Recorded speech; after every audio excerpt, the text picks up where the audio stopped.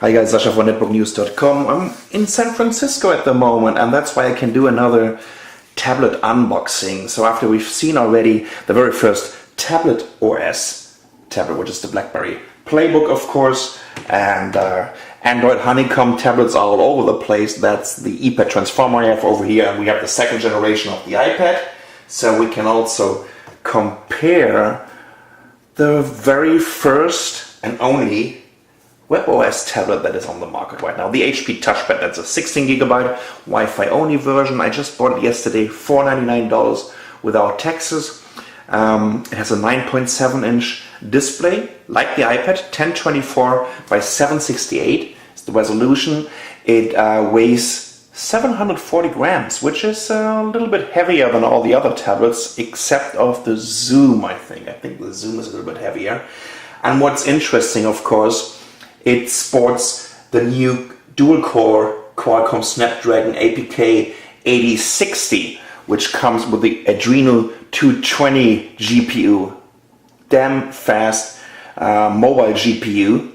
1.2 gigahertz is the clock speed of the processor. So, well, let's do an unboxing, because I tell you one thing, I've never seen any company wrapping up a piece of electronic into so many foils and whatnot, but let's take a look at it. So first of all, getting rid of this fancy foil over here. I don't know why you need that. Then you need to cut through these little films here, and then ta-ta-ta-ta, here we go. Okay, before we're taking a look at the tablet itself, here on the right side we have the PSU, of course, again, wrapped up in a transparent foil, and the USB cable, or the power cord that goes into this little PSU over here, and guess what, again, plastic. Let's get rid of this shit. Sorry to say that, but this is really pissing me off to waste so much resources in wrapping up things that are already in a box. But they're not stopping there. Here's the touchpad, and of course it's wrapped up in a foil. There we go. Let's get rid of this. And look, they even put a little foil on top of the power button. What? Exactly. You're not getting it. What else do we have here? Let's see. Oh, this is definitely something you will need, because the HP touchpad is a fingerprint magnet like no other, and of course even the cloth is getting wrapped up in a foil. A couple of manuals, quick start guides, navigation guides, whatnot, warranties. All the goodies that you don't need at all. And yeah, let's check out the HP touchpad. So let's take a quick look around the system. Over here we have the volume control, which is actually the right side of it. We have a little home button here. There's a micro USB on the bottom. On this side we can see the speakers, and on the top we have a jack for the headset, and we have the power button, and that's about it. And the first impressions are, gosh, it's not only heavy, it feels very plasticky. Look at this. I've been just holding it in my hands for 20 seconds, and it looks like I've been using it for the last 2.5 years. Whoever made the decision to come out with such a finish, I don't know. I mean, that's a device where HP is charging a premium price, $499, the same price as the iPad 2, and I would expect a decent build quality in terms of the materials they're using for it. So that's a turn off, tell you that. And well, same with the glossy display over here. think that's a 1.2 or 1.3 megapixel camera. I'm always mixing it up. It's the one over here so that you can make some web video chats, but that's about it. And look at this. It's pretty thick. This is 13.7 millimeters. The iPad and the Samsung Galaxy Tab 10.1, they are below 9 millimeters. So this is more like, I don't know if they wanted to bring it out as soon as the iPad 1 came to the market and they just couldn't make it. And yeah, it feels a little bit clumsy.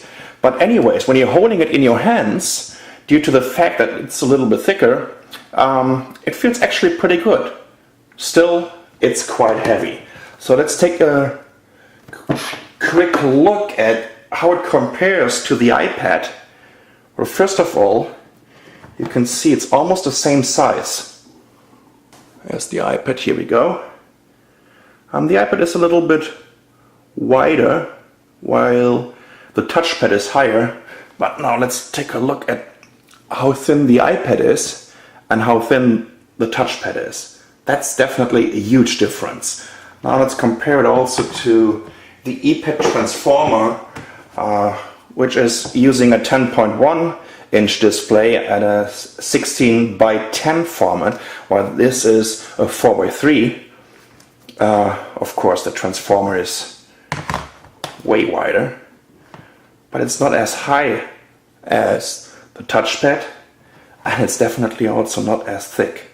Even though it's getting a little bit bulky in the middle of the back, but also in terms of weight, gosh, that's a difference. As I told you, this one is 740 grams, and I think the Transformer was like 680 grams. And you might say, well, 60 grams, but I tell you what, you can definitely feel the difference, especially because the Transformer is bigger, right? So, yeah, quite interesting. Anyways, should I really compare it with the BlackBerry Playbook? Well, let's do that. It's almost twice as big as the BlackBerry Playbook, as you can see. And of course, when it comes to the thickness, I think that's almost the same. Well, not sure if it makes sense to compare the HP touchpad to a 7-inch device like the BlackBerry Playbook, but it's going to be very interesting when we're doing our operating system comparison videos, because they're pretty similar. It means tablet OS and web OS. So how can you switch it on? Here we go. I'm never sure if I really... Okay, it's definitely something that I want to tell you. I'm not sure if we can see this on the camera, but over here on the bottom of the screen I can see some kind of light boxes that I'm also noticing when I'm taking a look at like $70, $80, $90 tablets from Shenzhen, like pretty cheap ones.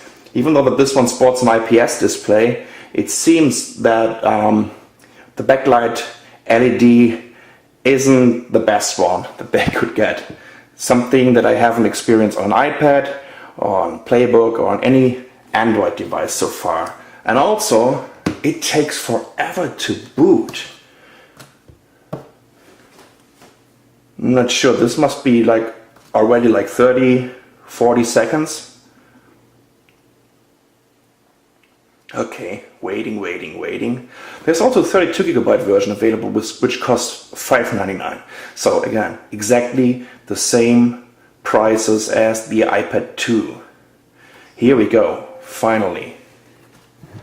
Okay, 11% of battery remaining, so looks like I need to recharge this one pretty soon. Very clean desktop at the beginning.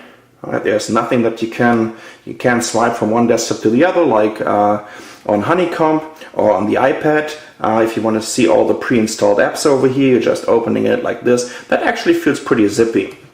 And you can see we have, of course, a browser, email application, calendar, messaging, memos, quick offices here, an Adobe Reader, maps, contacts, phone video calls, a music app, photos and videos, an Amazon Kindle, a native Facebook app, and a YouTube app. But that's about it. Everything else is what you need to download over the HP app catalog. Unfortunately, I can't connect to the app catalog, and still trying to figure it out, but I'm pretty sure that this should be alright and should work in my next video, where I'm giving you a detailed review and where I really try to figure out if the HP TouchPad is actually worth the money, because the very first impression is not so good. Sorry to say that. That's the HP TouchPad 16GB version. I'm Sascha von netbooknews.com. Thanks for watching.